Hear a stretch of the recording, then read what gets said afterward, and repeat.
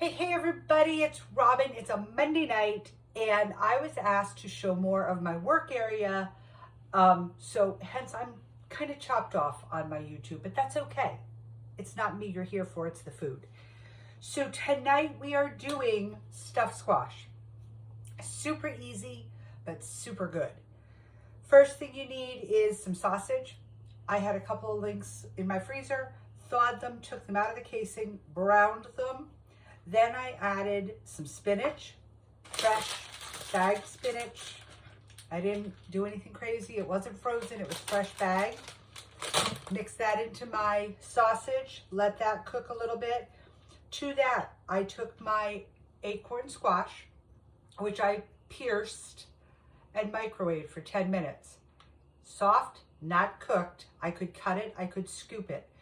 When I scoop out these shells, I scoop out the seedy part that's in the center, and then I throw that away, obviously. We don't eat that.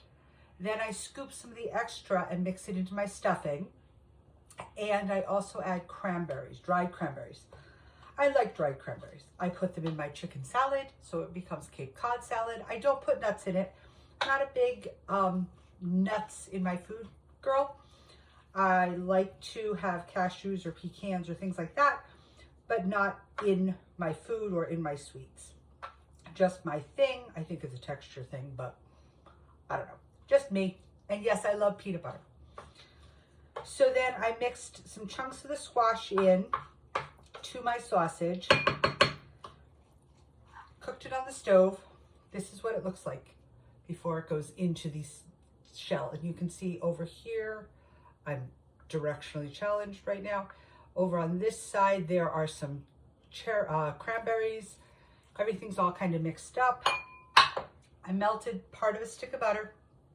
Took off, I don't know, 1, 2, 3, 4, probably 2 tablespoons. And then I have my homemade breadcrumbs. I had a couple of loaves of my sourdough that we didn't quite finish. They were still good. They were not moldy. There was nothing wrong with them. I do use wax wraps on my sourdough, so that lets them last a while. But I was tired of them. I wanted something different, which happens. When you make sourdough, you want to try other things, and it's just the thing that happens. I don't know.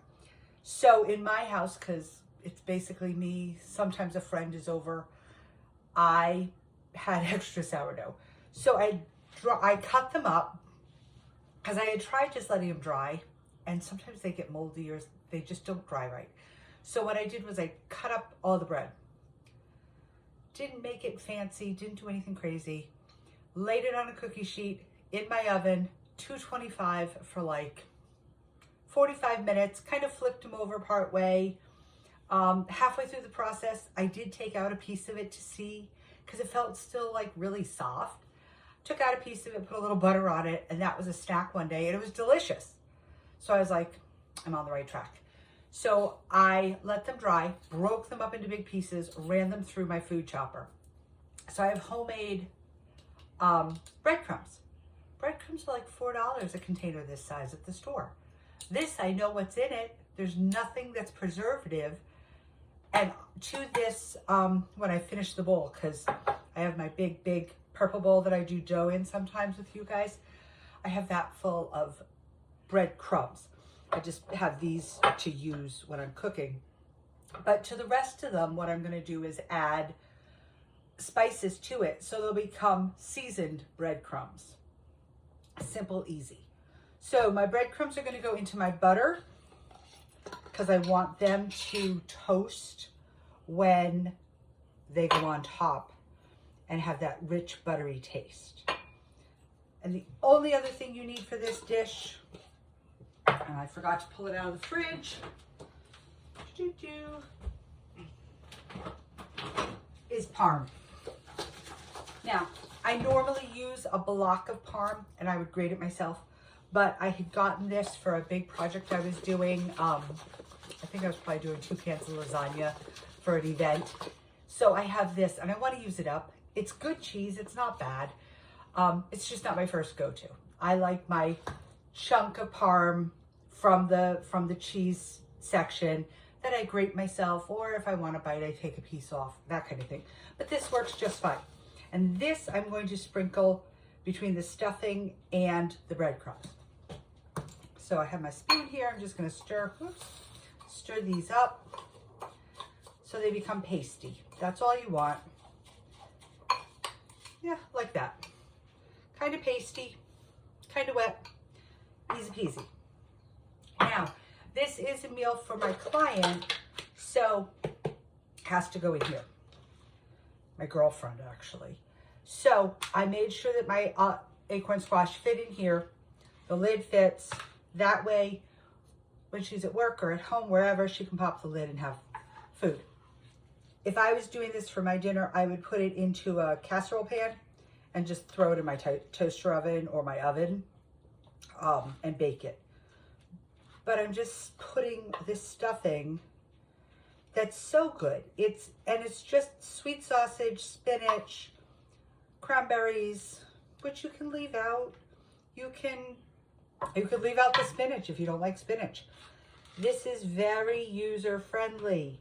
If you like squash, but you don't like spinach, take the other half of the squash, cut it up, and put that in, totally in. You don't need to do the spinach. I just am doing spinach because I like the way it works with this recipe. And thankfully my girlfriend likes the way I cook, so she eats it and likes it. And like most of us, is on a weight loss journey, so we're doing healthy meals. Now I have a little extra. What am I going to do with that? That's going to be my dinner. Simple, easy. Sprinkle my cheese, and I shake this because it gets lumpy and bumpy and oh. Okay, shaky. And I'm putting the cheese primarily because it has a little salt. It gives a little richness to it, little creamy taste to it, but it's also a salt. I did not salt any of this that I've cooked, and acorn squash is sweet. You want that contrast. So I made it snow on my acorn squash. Looks like the top of a mountain. Done. Over this, I'm going to take my breadcrumbs, and these I'm going to pat in so that they stay on, but it also packs the filling into the squash. I'm pushing them in. There are certain things in cooking we literally push in, and there are other things that we just sprinkle on top. If I make a crumb coffee cake, I'm sprinkling. If I'm making a layered coffee cake, a sour cream coffee cake, between the layers, I'm pushing it in, and then I put the next layer on. Just a different cooking technique, different purpose for the crunchy or the topping or the whatever it is.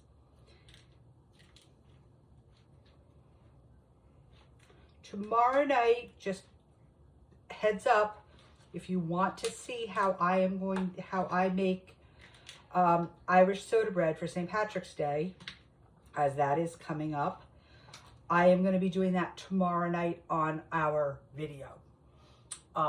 Those are part of Delilah's dough. I am not doing them sourdough. I am doing my standard Irish soda bread recipe that I have been making for years, that everybody loves, with my little secret ingredient. It's probably not so secret, but secret ingredient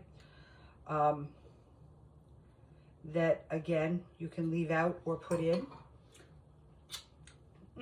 Yum. Now, the lid goes on this. This gets popped.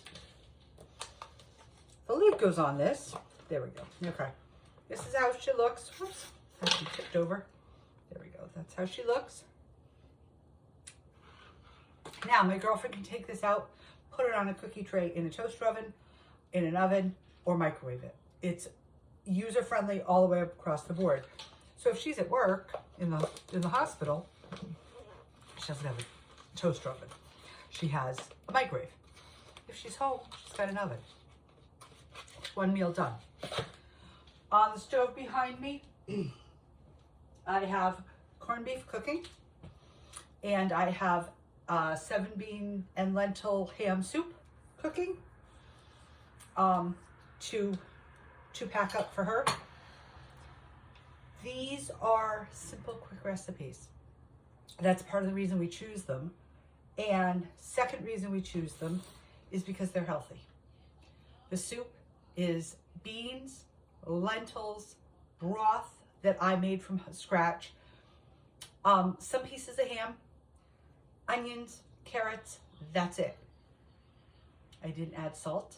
I didn't add preservatives, water, that's it. She'll cook until I go to bed tonight. And the corned beef, it's the corned beef, water, bay leaves too. I put bay leaves in both things because bay leaves are actually medicinal properties that come out when you cook with them. In the corned beef, it's corned beef, onion, carrots, peppercorns, a couple other spices, and water. And I wash my corned beef if I'm making it for somebody with blood pressure problems. Like my dad had blood pressure and kidney problems. I would wash it and soak it. And I would soak it for about 12 hours, changing the water about 3 times. And that lowered the salt in the corned beef. Didn't change the flavor, didn't change the texture. Just lowered the salt in the corned beef enough that it didn't impact his blood pressure. These are just tips that I have learned cooking for people with dietary needs, dietary issues. My dad had some serious kidney problems and was often on dialysis. He was the only person that people knew ever graduated from dialysis. So if I can manage that and that dietary needs, hit me with ideas, hit me with questions, ask me what you need to know to make living with some of our illnesses enjoyable. Meals shouldn't be a struggle. It shouldn't be tasting like cardboard or paper or grass. There are so many ways to make things fun, healthy, enjoyable. You know, my kids and I are both all anemic. This is a way that I got spinach into all of us. Easy, quick. Just simple things like that I do not out of necessity anymore, really, but out of habit, and I enjoy them now. So guys, that's our Monday night. I'm gonna go sit down and enjoy the rest of this stuffing with my leftover cold coffee that's sitting over on the counter. I didn't finish my cup of coffee. And I will see you guys tomorrow night. Tomorrow night we're gonna do some not sourdough bread, some Irish soda bread. And I wanted to tell you guys about my great spot remover because I got text messages this weekend. How do we make that spot remover that you swear by? So I want to show you guys how to do that too. I'm not gatekeeping any secrets, guys. I want to share with all of you. Thank you all for being on. I see some gifts. I see some stuff going on. Hello, hello. Thank you all for being on. I hope being able to see the counter more for you guys on YouTube was good. And we'll try it more because I certainly don't care if my head's cut off. Have a great night, guys. Love you all. Bye.